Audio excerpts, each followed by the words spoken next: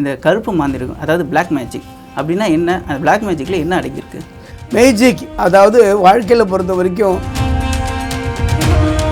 அந்த வீட்டில் பில்லி சூனி வச்சுருக்காங்க அப்படின்னா என்னென்ன அறிகுறிகள் காட்டும்? பில்லி சூனியம்னா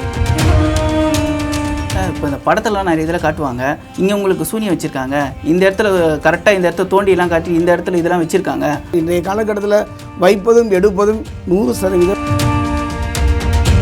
ஃபோட்டோ கொண்டு கொடுங்க, பேரை எழுதி கொடுங்க, இவ்வளோ அமௌண்ட் கொடுத்தா அந்த ஃபோட்டோவை நான் தண்ணியில் முக்கி எடுப்பேன், எடுத்து அவங்களுக்கு நான் மந்திரம் சொல்லி இது பண்ணால் அவங்க உங்களுக்கு வசியம் ஆயிடுவாங்க. ஆண் பெண் வசியத்துக்கு மை கொடுக்கலாம், மை தயார் பண்ணலாம். அந்த மை தயாரிப்பதெல்லாம் இப்போல்லாம். ஜெம்டிவி நேயர்களுக்கு வணக்கம். இன்றைய நம்மளுடைய ஆன்மீக நிகழ்ச்சியில் ஆன்மீகத்தில் இருக்கக்கூடிய அமானுஷத்தை பற்றி தான் பார்க்க போகிறோம். இதை பற்றின தெளிவான விளக்கம் சொல்கிறதுக்கு ஐயா லக்ஷ்மி நரசிம்ம ராமானுஜர் ஐயா அவங்க தான் வந்திருக்காங்க. சுவாமி வணக்கம். வணக்கம். எப்படி இருக்கீங்க? நல்லா இருக்கேன். பெண்ணை வந்து ஆண் வந்து பார்த்த உடனே இப்போ இருக்கிற பசங்கள்லாம் கொஞ்சம் அட்ராக்ட் ஆகிடுறாங்க. எப்படியாவது அந்த பொண்ணு நமக்கு வேணும்னு நினச்சிட்டு இது பண்ணும்போது நான் சொன்ன மாதிரி இந்த ஆன்லைனில் வந்து இந்த தலைமுடியை எடுத்துகிட்டு வாங்க, காலடி மண் எடுத்துகிட்டு வாங்க, அவங்க யூஸ் பண்ண ட்ரெஸ் எடுத்துகிட்டு வாங்க, இதெல்லாம் நான் வச்சு சரி பண்ணி கொடுக்குறேன், அதில் ஒரு மை உங்களுக்கு நான் ரெடி பண்ணி தரேன், அது கொண்டு போய் அவங்களுக்கு தெரியாமல் தலையில் தேய்ச்சிருங்க, அது பண்ணிட்டாலே அவங்க அடுத்த நிமிஷமே உங்களுக்கு அடிமையாயிடுவாங்க, அப்புறம் நீங்கள் என்ன சொன்னாலும் கேட்பாங்க அப்படின்றாங்க. உண்மை உண்மை உண்மை, இதெல்லாம் உண்மைதான். அதாவது ஆணோ பெண்ணோ அவருடைய வியர்வை துளிப்பட்ட ஆடையாக இருக்கலாம், தலைமுடியாக இருக்கலாம், கை கால் நகங்களாக கூட இருக்கலாம், அதை வெற்றி மாந்திரிகம் செய்திருக்கிறார்கள். இப்போ செய்வாங்களா, செய்ய முடியுமா என்பதெல்லாம் எனக்கு நம்பிக்கை இல்லை. இதெல்லாம் உண்மை. அதாவது நமக்கெல்லாம் தெரியும், 4 வேதங்கள் தெரியும். ருக், யசூர், சாமம், அதர்வனம், 4 வேதம் தெரியும்.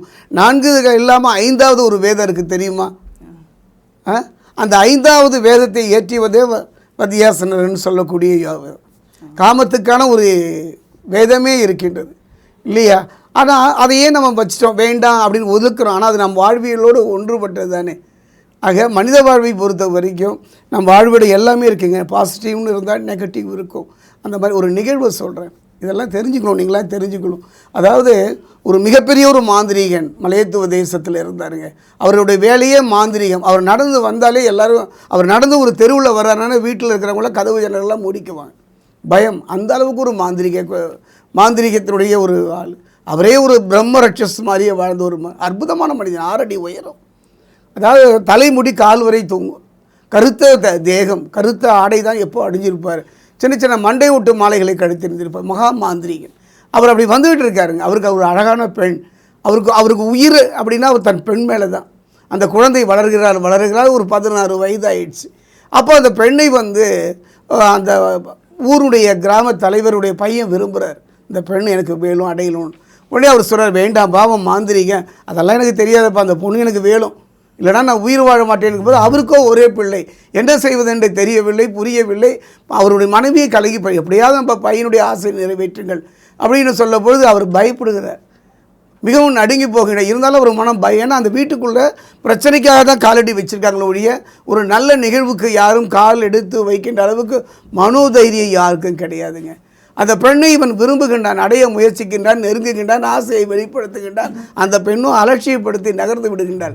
மாந்திரிகனுடைய மகள் அல்லவா, என்ன செய்கிறதுன்னே தெரியல. தனக்கு கிடைக்காதது யாருக்கும் கிடைக்கக்கூடாது என்று அவன் சொல்ல. அப்பா அவள் வரமாட்டாப்பா, நான் அடைய முடியாதுப்பா, நான் வாழ்வதற்கு இந்த பூமியில் எனக்கு பிடிக்கவில்லைப்பா என்று சொல்லுகின்றார். என்ன செய்வதென்றே புரியவில்லை. அவன் போய் ஒரு கிணற்றில் விழுந்து தற்கொலை செய்து விடுகிறார். தன் மகனை இழந்த கோபம், ஆத்திரம், வெறி, அந்த வெறியும் கோபமும் அந்த மாந்திரியினுடைய மகள் மீது வருகின்றது. அவர் வருகின்றால் அந்த பெண்ணோட அந்த மாந்திரியினுடைய வீட்டில் இருக்கிற வேலைக்காரியை நெருங்குகின்றார். அவள் மூலம் ஒரு பொருளை பெறுகின்றார். அந்த மாந்திரியினை அவர் சந்திக்கிறார். ஐயா வணக்கம், எனக்கு என் குடும்பத்தில் என் வாழ்க்கையில் மிகப்பெரிய துயரம், ஒருவர் தான் காரணம், அவர் இருக்கவே கூடாது என்று மாரணம் செய்ய சொல்கின்றார். இந்தாங்கன்னு சொல்லிட்டு ஒரு முடி கொடுக்குறார். ஒரு பேப்பரை பிரித்து முடி கொடுத்து இதை அவர் என்ன பண்ணுகின்றார், வழக்கம் போல் தன்னுடைய தேவதையை அடைத்து ஹோமத்தில் ஹோமிக்கிறார். அதாவது அந்த முடியை அதில் போடுறார். கொஞ்சம் நேரத்தில் பார்த்தீங்கன்னா வீட்டுக்குள்ளேருந்து அலறல் சத்தம். பார்த்தா தன்னுடைய அழகு மகள், அன்பு மகள் எரியப்பட்டு துடித்து அவர் கண்முன் இறப்பதை உணர்கின்றார். அவர் அலறி போகின்றார். நாம் கூடியது அவர் கொடுத்த முடியை தானே, ஏன் நம் மகன் எடுக்கணும்னா அவர் தன் மகன் இழந்த கோபத்தில் அவங்க வேலை செய்த பெண்ணை சொல்லி அந்த பெண் மூலியமாக அவருடைய மகளுடைய முடியை எடுத்து கொடுத்து பாருங்கள். அதுதான் வினை விதைத்தவன் வினை அறுப்பான், திணை விதைத்தவன் திணை அறுப்பான். நாம் செய்கின்ற ஒவ்வொரு செயலையும் இறைவன் பார்த்து கொண்டிருக்கின்றார். நீ எவ்வளோ பெரிய ஆளாக இருந்திருப்போம், ஆனாலும் விளைவு பார்த்தீங்களா? அதனால தான் எச்சரிக்கையாக இருக்க வேண்டும், யானைக்கும் அடிசருக்கும். ஐயா ரொம்ப விளக்கமாக சொன்னீங்க. ஆனால் இப்போது ஒரு இளைஞர்கள் தான் இப்போது அவங்களோட டார்கெட்டாகவே இருக்குது. என்ன காரணம்னா, யாராவது பார்த்தானே அவங்க வேணுங்கிற ஒரு பிடிவாதத்தில் இருந்துடுறாங்க. அவங்களுக்கு இது பார்த்தோன்னே நமக்கு வேணும் அப்படிங்கிறது செய்கிறாங்க. அப்போ இந்த இளைஞர்கள் இந்த வீடியோ இல்லை இந்த மாதிரி பண்ணுறவங்க இருக்காங்க கேள்விப்பட்டால் அவங்க என்ன பண்ணலாம்? அவங்களுக்கு ஒரு அறிவுரை மாதிரி சொல்லுங்களேன். அறிவுரை எல்லாம் சொல்வது என்னங்க இருக்குது? டாஸ்மார்க் எல்லா இடத்துலையும் இருக்குது, ஒயின் ஷாப் எல்லா இடத்துலையும் இருக்குது. ஆணை விட பெண்கள் அங்கே இருக்கிறாங்களா? நம்மை விட 1000 கவலைகளோடு அன்றாடுகிறார்கள். அந்த மன துளிவு தான் நம்ம தமிழ் தேசத்துடைய பண்பு. நாம தாங்க விலகி போகணும், நாம தான் அதை விட்டு நகர்ந்து போகணும். இந்த நான் சொல்கிறதே ஒரு பாடமாக எடுத்துங்களேன், அனுபவமாக எடுத்துங்களேன். தீதும் நன்றும் பிறதர வராம்பாங்க, எவ்வரி ஆக்ஷன் மஸ்ட் பி ரியாக்ஷன்பாங்க. நாம் செய்கின்ற விளைவு. ஒருத்தனை நம்ம சாணி எடுத்து அடிக்கிறோம், அப்போ முதல்ல யார் கை? என் கை சாணி ஆகுதுல்ல, இது அழுக்குப்பட்டு தானே அப்புறம் அவன் மேலே. வேண்டாம் ஐயா, மன ரீதியாக யாரையும் மாந்திரிகத்தினால் அவர்களுக்கு அவர் வம்சத்துக்கு தீங்கிழைக்க முயற்சி பண்ணாதீர்கள். இந்த மாதிரி இப்போ வியாபாரம், இன்றைக்கி உலகம் வந்து எல்லாமே வியாபாரம். பஞ்சபூதங்களையும் நம்ம விற்றுட்டோம், காற்றை விற்றுட்டோம், நீரை விற்றுக்கிட்டு இருக்கோம் பாட்டிலில் போட்டு, ஆகாயத்தை விட்டோம் எல்லையை கொண்டு. இப்படி ஒன்றும் இந்த கொரோனா இந்த நோயின் காலகட்டத்தில் ஆக்சிஜன் சிலிண்டரே கிடைக்கல சுவாசிப்பதற்கு. ஆக எல்லாருக்கும் ஒரு விலையாகி போய்விட்ட இந்த ஒரு காலத்தில் நம்ம மனந்தாங்க காரணம். மனது அமையுமான நாம் நல்லா இருக்கணுங்க. நாம் மட்டும் கிடையாது, எத்தனையோ இந்த பூமியில் இருக்க கண்ணுக்கு தெரியாத எத்தனையோ நிகழ்வுகள் இருக்கின்ற. ஒரு நிகழ்வை சொல்லுகின்றேன், நானும் என்னுடைய நண்பர்கள். இதெல்லாம் அனுபவம் தானே, எல்லாரும் எல்லாத்துலேயும் சொல்ல முடியாது. ஜெம் டிவியில் ஒரு அருமையான சந்தர்ப்பத்தை எனக்கு அமைத்து கொடுத்துள்ளார்கள், அமைத்தார். அந்த களம், அந்த தளம், என்னுடைய நண்பரோடு மலையத்துவ தேசம் என்று சொல்லக்கூடிய ஒரு இடத்துக்கு போயிருந்தோம். கோட்டையம் பக்கத்தில் ஒரு இடத்துக்கு. அவர் மிகப்பெரிய ஒரு மாந்திரிக சக்கரவர்த்தி என்பார்கள். எனக்கு மலையாளம் மொழி புரியாது, மலையாளம் கற்றுக்கொள்ள வேண்டும் என்ற ஒரு எண்ணத்தில் நானும் அவருக்கு அந்த ஆர்வம். நாங்கள் இருவரும் சென்றது காலை நேரம். அழகான மழைத்துளி, அது சுற்றிலும் பார்த்திங்கன்னா அழகான மரங்கள், செடிகள், ஒரு விதமான நறுமணம். நாங்கள் கொஞ்சம் கொஞ்சமாக நடந்து போகிறோம். அவர் முன்னாடியே சொன்னதுனால கொடை எடுத்து போடும். அதாவது மலையத்துவ தேசத்தை பொறுத்த வரைக்கும் மழை எப்போ வருதுன்னு தெரியாது, அதனால் எப்போவும் கொடையோடு இருப்பார்கள். அந்த கொடையோடு சென்றோம், ஒரு வீட்டுக்கு சென்றோம். வீட்டில் பார்த்தா ஒரு வளைந்து சாய்ந்த ஒரு சேரில் அவர் படுத்திருந்தார். கையில் ஒரு விசிறி மட்டையை வச்சு விசிறிக்கிட்டு இருந்தார். நாங்கள் கால் அடி எடுத்து வைப்பதற்கு முன்பே அவருடைய பெயரை சொல்லி வா என்று அழைக்கின்றார். இவர் சொல்லவே இல்லை, அவர் நீ வா என்று அவர் பெயரை அழைக்கின்றார். உன்னோடு வந்திருப்பவரையும் அழைத்து வா என்கிறார். எங்கள் இருவரையும் அமரச் சொல்கின்றார்கள். அவங்க பார்த்தீங்கன்னா நல்ல கைகள்லாம் விரைச்ச மாதிரி ஒரு. அப்போ நேரத்தில் அவர் பார்த்தாரு, பெண்ணை கூப்பிட்றாரு. அந்த தரவாட்டில் இருக்கக்கூடிய ஒரு பெண்ணை அழைக்கின்றார். அந்த பெண் மாறாங்க, அவருக்கு சாயா கொடு அப்படிங்கின்றார். அதான் நம்ம ஊர் பால் டீ மாதிரிலாம் இல்லை, ஒரு கட்டன் சாயா கொடுத்தார்கள். ஆனால் அந்த நேரத்தில் ஒரு இதமாக இருந்தது, கையிலெல்லாம் ஒரு சூடு. அந்த டீயை அருந்திய பொழுது எதற்காக வந்தீர்கள், நீண்ட நாள் ஆகிவிட்டதை பார்த்து என்று கூறிய போது இவருடைய நண்பர், இவரும் தொலைக்காட்சியில் கொஞ்சம் இறை சம்பந்தமாக பேசுகிறார், ஆலயம் அமைத்திருக்கின்றார், தெய்வீகமான ஈடுபாடு உடையவன் கூறிய பொழுது அவருக்கு என்ன வேண்டுமாம், அதற்கு இது சமயம் இல்லை போய்கூடா என்கின்றார். அப்போ இல்லை அப்படி சொல்லக்கூடியது, நீண்ட தூர பயணம். அப்போ அவர் சொல்கிறார், உங்களுக்கு என்ன வேண்டும் என்று என்னை கேட்கின்றார். நான் கேட்கின்றேன், ஐயா நான் மாந்திரிகம் கற்றுக்கொள்ள வேண்டும் என்று உங்களை நாடி வந்திருக்கின்றேன், என் நண்பர் உங்களை அழைத்து வந்துள்ளார், நீங்களே எனக்கு குருவாக இருந்து இது கற்றுத்தர வேண்டும் என்று கூறி அவர் பாதம் பணிந்து அவர் சொன்னார், வேண்டாமே, அது உனக்கு வேண்டாமே, மாந்திரிகம் என்பது வேண்டாமே, அதுக்குத்தான் நாங்கள் இருக்கின்றோமே, பொருளை கொடுத்து விட்டு நகர்ந்து விட்டால் போதுமே, நானே செய்து விடுவேனே, நீ செய்த அந்த கர்மாவின் பலனை நீ ஏன் அனுபவிக்கின்றாய் என்று நகர்த்தி விட்டார். இதுதாங்க உண்மை. ஒரு மாந்திரிகம் கற்றுக்கொள்வது எளிதல்ல, நல்ல குரு கிடைக்கணும். நம்ம குரு கொடுத்தாலும் நம்ம புத்தி அந்த குருவை ஏற்றுக்காது. மனம் ஒரு குரங்கு மாதிரி, இன்றைக்கி ஒரு குரு, நாளைக்கு ஒரு குரு, நாளைக்கு ஒரு குருன்னு தாவிக்கிட்டே போகும். அப்படிப்பட்ட ஒரு சூழ்நிலையில் அவர் பாதம் படைத்த காலம் கடந்தது, அவரே எனக்கு குருவாக வந்தார். அப்படி அந்திம காலத்தில் என்னை அடைத்து எனக்கு விஷ்ணுமாயா போன்ற மாந்திரிக தாந்திரிகள்லாம் எனக்கு கற்றுக் கொடுத்தார். அதனால் எனக்கு பார்த்தீங்கன்னா இன்றைக்கி நல்லா பாருங்களேன், ஒன்றுமே தெரியாதவன் குதிப்பான், அடித்து விடுவேன், உதைத்து விடுவேன், காயப்படுத்துவேன்பா. ஆனால் அவர் ஏற்றி நிற்பவன் ஒரு கராத்தையில் பிளாக் பெல்ட் வாங்கியிருப்பார். அவர் அமைதியாக அந்த இடத்தை கடந்து விடுவார். ஒரு அடியை நான் தாங்க முடியாது. காரணம், கற்றவன் அமைதியாக தான் இருப்பான், நிறைகுடம் ததும்பாதுங்க ஐயா. அதனால் இது எந்த அனுபவம் சொல்கிறேன்னா, நமக்கு வேண்டாம். இன்றைய காலகட்டத்தில், ஒரு காலகட்டத்தில் மாந்திரிகம் பணத்துக்காகவும் பெருமைக்காகவும் பிறரை மிரட்டுவதற்காகவும் பயன்படுத்தப்பட்டது. இன்றைய காலகட்டத்தில் 1000 வசதிகள். ஒரு நல்ல மாந்திரிகன் தனக்கு பிறகு தன் பிள்ளைகள் அதை கற்றுக்கொள்ள வேண்டாம் என்று நகர்த்தி விடுவான். ரொம்ப தெளிவான விளக்கம் சொல்லுங்க. இன்னும் ஒரே ஒரு சந்தேகம் மட்டும் இருக்குது. ஒரு கடையில் வந்து எனக்கு தெரிஞ்ச ஒரு கடையிலே வந்து ஒருத்தர் வியாபாரம் பண்ணிட்டு இருக்கும்போது ஒரு வாசலில் வந்து நீங்கள் சொன்ன மாதிரி ஒருத்தர் கையில் ஒரு கட்டையை இன்னொரு கையில் விபூதி எடுத்துன்னு வந்து தெளிச்சிட்டு ஒவ்வொரு கத்தினாரா சத்தமாக கத்தினோன்னே அவர் பயந்துட்டு இருக்காரு. கத்திட்டு இதெல்லாம் இருக்குது உனக்கு இதை செய்யணும்னு சொல்லி ரொம்ப சத்தமாக சொன்னோன்னே இதெல்லாம் செய்கிறேன்னு சொல்லிட்டு அவர் கையில் அந்த காசும் கொடுத்து அமிச்சிட்டாங்க. அந்த மாதிரி இருக்கவங்களை பார்த்தா என்ன பண்ணலாம்? அது மட்டும் ஒரு அருமையான கேள்வி. இன்றைய காலகட்டத்தில் பார்த்தீங்கன்னா நம்மை நடுங்க வைப்பதற்கும் நம்மை மிரட்டு வைப்பதற்கும் நிறைய பேர் இருக்காங்க. காரணம் அது இயற்கை தான், ஒன்றும் சொல்ல முடியாதுங்க. ஆனாலும் என்னுடைய அனுபவம் ஒரு கடை, அந்த கடையை என்னுடைய நண்பர் திறந்தார். அவர் ஒரு பிரியாணி கடை, இப்போ சமீபத்தில் ஒரு கடை, அருமையான கடை. அந்த பையன் நல்ல படிப்பு, ஆனால் அவருக்கு என்னமோ ஆர்வம். இன்னொரு நண்பர் அந்த பிரியாணி கடை வச்சது பார்த்தோன்னா இவருக்கும் ஆசை. அந்த பிரியாணி கடையை ஆரம்பிக்கின்றார். ஆரம்பித்த பார்த்தா பக்கத்து கடையில் பார்த்தீங்கன்னா கூட்டம் அலம்போது. இவர் கடையில் ஒருத்தர் கூட வர மாட்டேங்கிறாங்க.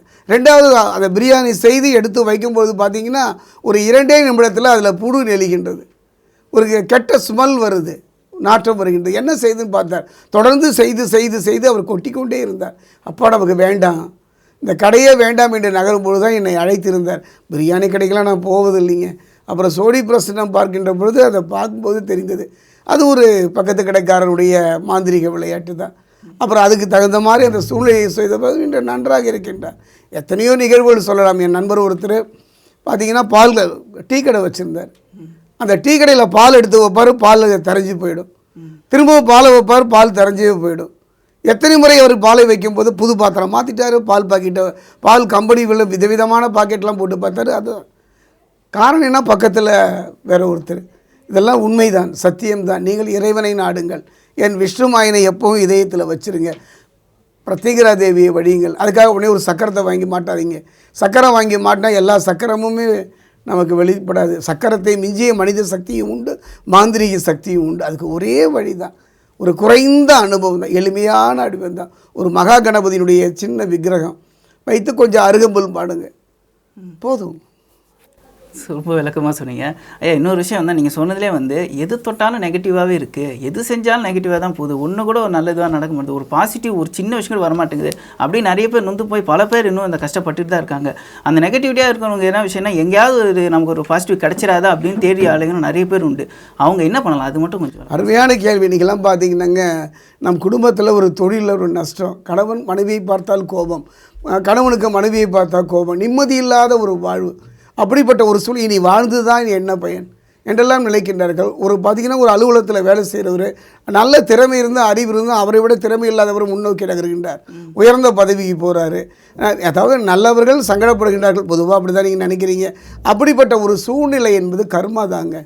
ஒரு மனிதனுடைய துன்பத்துக்கு துன்பம் இன்று, அதாவது இன்று நாம் செய்த விளைவுக்கான விளைவை அனுபவிக்கிறோம். என்றைக்கோ எப்பொழுதோ செய்திருப்போம். என்னோட வந்து ஒருத்தங்க வந்தாங்க, ஒரு அம்மா, சாமி நான் தெய்வ பக்தி மிக்கவர், தெய்வத்தையே நினைத்து வாடக்கூடியவர், என்னை ஒருத்தர் தவறான முறையில் என்னை அணுகிவிட்டார், நான் வாழ்ந்து என்ன பயன் அப்படிங்க கதறினாங்க. நான் சொன்னேன், அம்மா இது என்றோ யாரோ ஒரு பெண் அந்த நிலையை அடைவதற்கு நீ ஒரு காரணமாக இருக்கிறாய் என்பதைத்தான் சோழி பிரசன்னம் சொல்லிவிடு, மறைந்து விடு, அது இத்தோடு முடிந்து விடு, உன் வாழ்வை இறைவனுக்காக.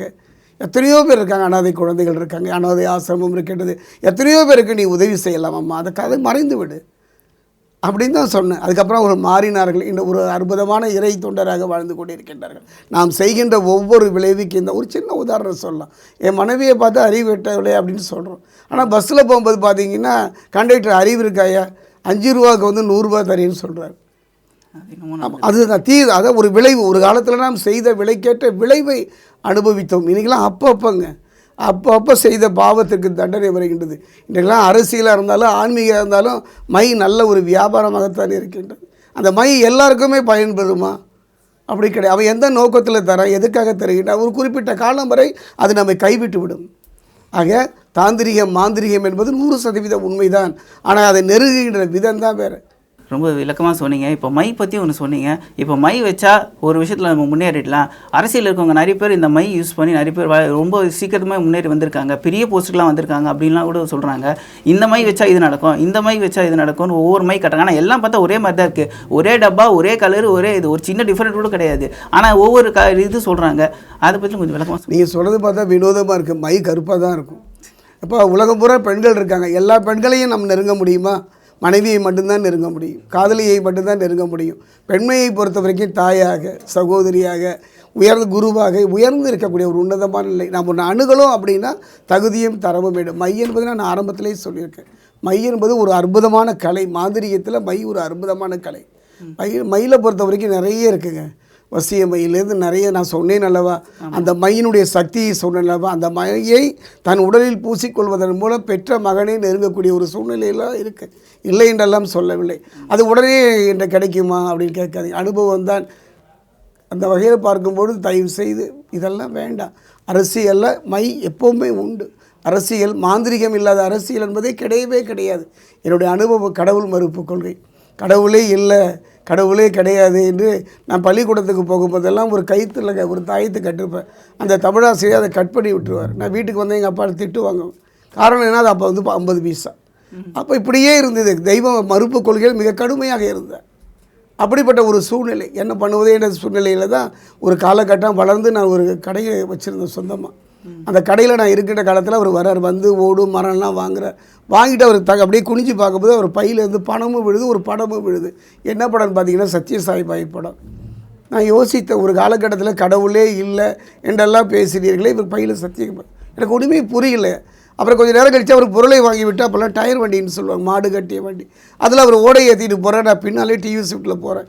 அங்கே போய் அவரை பற்றி விசாரிக்கும் போது அவருடைய இழப்புகள், அவருடைய பிள்ளைகள், அவர் பையன் ஒருத்தர் பைத்தியம் ஆகிட்டார், ஒரு பெண் எங்கோ சென்று விட்டார்கள், மனைவிக்கு மனோநிலை பாதிப்பு, பல சூழ்நிலையில் அவர் இறைவனை தடங்கி நாடுகின்றது. ஆனால் ஒரு மனிதன் அவனுக்கு வலி வரும்போது அந்த வலியும் வேதனையும் தெரியும். அந்த வகையில் பார்க்கும் பொழுது நற்றுணையாவது நாராயணனை, தெய்வ நம்பிக்கை. இந்த உலகத்தில் நீங்கள் நினைக்கிற மாதிரிலாம் நம்முடைய வாழ்வே குறுகிய காலம். ஒரு காலத்தில் 100 வயது வரை வாழ்ந்தோம். இன்று 40 வயதை கடந்துவதற்குள் படாத பாடுபடுகின்றோம். இன்றைக்கும் பார்த்திங்கன்னா உலகம் நம்ம மாந்திரிகம் என்பதெல்லாம் இங்கு மட்டுமல்ல. மாந்திரிகம் செய்வதற்கு ஒரு மாநிலம் மட்டுமல்ல, ஒரிசா, திரிபுரா, மணிப்பூர், இங்கெல்லாம் மாந்திரிக கிராமங்களே உண்டு. தன்னுடைய பிரச்சனைகளுக்காக இதெல்லாம் கடந்து அவங்கள போய் நெருங்கியிருக்காங்க. அப்படிப்பட்ட சூழ்நிலையெல்லாம் உண்டு. நான் இதெல்லாம் சொன்னனே ஒழிய இதிலிருந்து தப்பிக்கொள்வதற்காக வழியை சொல்கின்றேன். அதனால தான் நம்முடைய முன்னோர்கள் சொன்னார், பெண்களுக்கு ஏன் திலகம் வைக்கின்றார்கள்? ஒரு மனிதனை வசியப்படுத்தணும் அப்படின்னா நெத்தியில் திலகம் இருந்தால் மாந்திரிக மையம் அதெல்லாம் வேலை செய்யாது. ஒரு பெண் மஞ்சள் பூசணும், மஞ்சள் பூசி முகத்துக்கு கொள்கணும். மஞ்சள் இருக்கும் இடத்துல மகாமாயி இருக்கிறான்னு சொல்லுவாங்க. ஒரு பெண் மஞ்சள் பூசி நெத்தியில் குங்குமம் வைப்பது எந்த மாந்திரிகமும் வெளிப்படாது. அது இது ஆணை பொறுத்த வரைக்கும் சனி நீராடுன்னு சொல்லுவாங்க. சனிக்கிழமை கூட நல்லெண்ணெய், சனி அந்த அம்சம் நல்லெண்ணெய் துணித்து நெற்றியில் உங்களுக்கு பிடித்த நாமமோ விபூதியோ சந்தனமோ இட்டுக்கொள்ளலாம். நெற்றியில் இட்டுக்கொள்வதன் மூலம் மாந்திரிகத்திலிருந்து நாம் தப்பித்துக் கொள்ளலாம். ஓ, ரொம்ப சிறப்பாக சொன்னீங்க ஐயா. இப்போ நானே பார்த்துருக்கேன், ஒரு பெண் வந்து நான் வந்து அகோரி இந்த மாதிரி நான் எலும்பு கொண்டு போட்டுக்கிட்டு ஒரு ஓலை குடிசை வீட்டுக்குள்ளே இருந்துட்டு நான் மந்திரம்லாம் சொல்வேன்னு சொல்லி இது பண்ணுறாங்க. அது பண்ணிவிட்டு அவங்க எடுத்து காட்டுறாங்க, இந்த மாதிரி விஷயங்களை நீங்கள் செஞ்சினா இது நடக்கும்னு ஒரு முறப்பாக சொல்கிறாங்க. அவங்க சொல்லும் போதே அது நம்புகிற மாதிரியே இருக்குது. சிலர் செஞ்சுட்டா அவங்க சொல்கிறத செஞ்சு அப்படியே நடந்துருன்ற அளவுக்கு நம்பிக்கையே கொடுத்துட்றாங்க. அவங்கள பார்த்துட்டு சரி நமக்கு இதெல்லாம் நல்லது நடந்துடும் அப்படின்னு சில பேர் தவறான இதுலேயும் போயிடுறாங்க. அவங்க என்ன பண்ணலாம், அதுக்கு மட்டும் ஒரு சொல்லுங்கள். நீங்கள் ரோடுகளில் போயிட்டு இருக்கும்போது பார்த்தீங்கன்னா, ரோடு ஓரத்தில் பார்த்தீங்கன்னா அந்த சில மாந்திரீகம் செய்து கொண்டிருப்பார்கள், அந்த மோடி வித்தை பண்ணி கொண்டு இருப்பாங்க. அதெல்லாம் எல்லாருமே பார்க்குறோம், 10 பேர் சுற்றி நின்று வேடிக்கை பார்ப்போம். யாருமே அதை உற்று நோக்குவதில்லை. நமக்கு தேவையே இல்லைங்க. நம் வேலையை பார்த்துட்டு போனாலே பயம் என்பது வேண்டாம். அந்த அச்சமே வரக்கூடாது. உங்களுக்கு அச்சமே வரவில்லை என்றால் ஒரு நல்ல குருவினுடைய மந்திரத்தை தினமும் மந்திர ஜெபம், காலையில் ஆதித்ய கிருதயம், சூரிய வழிபாடு, குலதெய்வ வழிபாடு, இவங்கள்ட்டெல்லாம் இந்த மாந்திரிகள்லாம் வேலை செய்யாதுங்க. மிரட்டினவன் மிரட்டிட்டு தான் இருப்பான். எங்கள் பயம், அந்த பயம் இல்லாத ஒரு வாழ்வு நமக்கு வேணும். பயம் வரக்கூடாது. பயம் இருந்தாலே கண்டிப்பாக அந்த அவங்க பார்க்கின்ற பார்வை, அவர்கள் பேசுகின்ற வார்த்தையை நம்மை பயன்படுத்தி விடும் எப்பேற்பட்ட மனிதரை. ஆக நீங்கள் அந்த பயம் இல்லாமல் வாழ்கின்ற ஒரு நிலை தான் குருவை நல்ல ஒரு குருவை நாடி இறை வழிபாட்டில் இருந்தீங்கன்னா மாந்திரிகத்தை பற்றி பயப்பட வேண்டாம். திரும்பவும் சொல்கின்றேன், மாந்திரிகம் உண்மை உண்மை உண்மை. அதை செய்யக்கூடியவர்கள் இப்போ இருக்கிறாங்கன்னா விரல் விட்டு எண்ணக்கூடியவர்கள் தான். நமக்கு அது தேவையே இல்லை. ரொம்ப விளக்கமாக சொன்னீங்க. எவ்வளோ பேர் எவ்வளோ சந்தேகத்தில் இருந்தாங்க. அந்த சந்தேகத்தில் ரொம்ப தெளிவான விளக்கம், ரொம்ப பெருசாக சொன்னீங்க. எந்த இடத்துலையும் இந்த மாதிரி சொன்னது கிடையாது. மாந்திரிகத்தை பொறுத்த வரைக்கும் அந்த மாந்திரிகத்தில் அமானுஷ்யத்தை பொறுத்த வரைக்கும் மிஸ்டிக் என்று சொல்வார்கள். இன்றைக்கி சவுத் ஆப்பிரிக்காவில் பார்த்தீங்கன்னா ஊடுன்னு சொல்லுவாங்க. ஊடுனா இறந்து போன பிணங்களை சில மந்திரங்களை ஜெபிப்பதன் மூலம் எட வச்சு அதன் மூலம் தனக்கு தேவையான வேலைகளை பயன்படுத்தி கொள்வார்கள். அதை நம்ம நம்புகிறோம். அதில் சினிமாவில் வந்தால் வியந்து பார்க்கின்றோம். இந்த பாரத தேசம் முழுவதும் எத்தனையோ தாந்திரிக மாந்திரிக களமும் இடமும் உண்டு. ஆனால் நம்புவதில்லை. நம்மை பொறுத்த வரைக்கும் நம்புவதில்லை. நம்பிக்கை தானே, அந்த நம்பிக்கை தான் நம்முடைய வாழ்க்கையில். என்னுடைய அனுபவத்தில் நமக்கெல்லாம் தெரியும், பெரிய தெய்வங்கள் என்று சொல்கின்றார்கள். பிரம்மா, விஷ்ணு, சிவன், முருகன் என்றெல்லாம் சொல்கின்றார்கள். இந்த தெய்வத்துக்கு மட்டும்தான் பலமா? இல்லை, சின்ன தெய்வங்கள்னு சொல்லுவாங்க. சின்ன நம்மோடு வாழ்ந்து மறைந்த அபூர்வமான அதீத சக்தி வாய்ந்தவர் கருப்பராயன் இருக்கார், முனீஸ்வரன் இருக்கார், காத்தவராயன் இருக்காங்க, எத்தனையோ தேவதைகள் இருக்காங்க. ஆண் தெய்வங்கள் இருந்த மாதிரி பெண் தெய்வங்கள் இருக்காங்க. பேச்சியம்மன் இருக்காங்க, பிரம்மாட்சி அம்மன் இருக்காங்க, மதுரை வீரன் இருக்கின்றார். இப்படி எத்தனையோ தேவதைகள். அந்த தெய்வத்திற்கு இணையாக இல்லாவிட்டாலும் கூட அற்புதமான ஆற்றல் பெற்றது. அதனால தான் கிராமப்புற தேவதைகள்னு சொல்லுவாங்க. அந்த முனீஸ்வரன் ஆலயம் சென்று, அது அவருடைய இயல்பு. ஒரு அந்த தெய்வத்துக்கு ஆடு பலியிட வேண்டும், கோழி பலியிட வேண்டும் வேண்டாம், அதை நாம் தலையிட வேண்டாம். உங்களுக்கு பிடிக்கலைன்னா விலகி போயிடலாம். அப்படிப்பட்ட தேவதை ஆலயத்தில் இன்றைக்கி நடந்துக்கிட்டு தான் இருக்குது. அந்த தேவதைகளை அவங்க நம்பிக்கையில் காப்பாற்றிக்கிட்டு தான் இருக்கார். இன்றைக்கும் குதிரை ஏறி வெண்புறவி ஏறி வருகின்ற கருப்பராயனை பார்க்கின்றோம் இல்லைங்களா? அது சூர்யா நடித்தா கை தட்டுறோம். ஆனால் உண்மையில் எத்தனையோ ஆலயங்கள் இன்னும் பாடுபட்டு இருக்குது. நம்பிக்கையோடு நம்ம போய் நிற்கலாம் அந்த ஆலயத்தில். என்னுடைய அனுபவத்தில் பார்த்திங்கன்னா திருச்செந்தூர் பக்கத்தில் ஒரு அற்புதமான ஒரு ஆலயம் இருக்குங்க. அற்புதமான ஆலயம். தேவதை கிராம தேவதையாக இருந்தாலும் எல்லோரும் போய் நின்று வணங்கக்கூடிய அந்த ஹைகோர்ட் மகாராஜா அப்படின்னு ஒரு தேவதை இருக்குது. என்னுடைய அனுபவத்தில் நான் என்ன சொல்கிறேன், பாதிக்கப்படும் போது மட்டும் ஏன்னு நினைக்கிறீங்க, திருச்செந்தூர் முருகனை பார்த்துட்டு திரும்ப வருமுள்ள பார்த்தீங்கன்னா ஹைகோர்ட் மகாராஜா. அந்த ஆலயம் சென்று ஒரு முதல மனமுற வழிபட்டாலே போதும், அந்த தெய்வம் நம் துணை நிற்கும். ஆமாம், ரொம்ப தெளிவான விளக்கம் எவ்வளோ சொன்னீங்க. இது எத்தனையோ பேர் மனசுக்குள்ளே இருக்க எவ்வளோ விஷயங்கள் வெளியில் கூட சொல்ல முடியாமல் நிறைய பேர் தங்கிட்டு இருப்பாங்க. அந்த மாதிரி எவ்வளோ விஷயங்களுக்கு தெளிவான விளக்கம் ரொம்ப சொன்னீங்க. நன்றிங்க ஐயா. நன்றி. அமானுஷ்ய விஷயத்தை பற்றி ஐயா அவருக்கு ரொம்ப விளக்கமாக சொன்னாங்க. அவருடைய வாழ்க்கையில் நடந்த அமானுஷ்யத்தை பற்றி நம்ம கேட்டு தெரிஞ்சுக்கலாம் அடுத்த நிகழ்ச்சியில்.